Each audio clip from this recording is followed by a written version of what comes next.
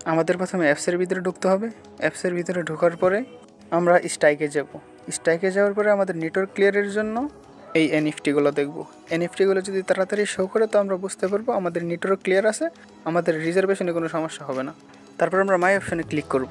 মাই অপশানে যাওয়ার পরে আমরা দেখব যে আমাদের ডলারগুলো তাড়াতাড়ি শো করে কিনা, তাহলে বুঝতে পারবো আমার নেটওয়ার্ক ক্লিয়ার আছে। তারপরে রিজার্ভে যাব, এটা সবসময় খরচ দিতে হবে। তারপরে আমরা আবার রিজার্ভে যাব।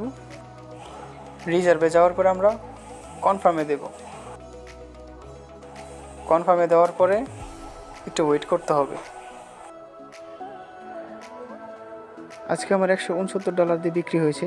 এখন আমরা এটা কনফার্ম দেবো। কনফার্ম দেওয়ার পরে কালেক্টে যাব। এনে আসার পরে সেল অপশনে ক্লিক করব। ক্লিক করার পরে কমপ্লিটে দেব। আমার সাকসেস হয়ে গেছে, এখন ডলারটা চলে আসবে। আজকে 3.05 এসেছে। এখন মাই অপশনে যাবো। মাই অপশনে গেলে দেখতে পাবো আমার 0.05 অ্যাড হয়ে গেছে।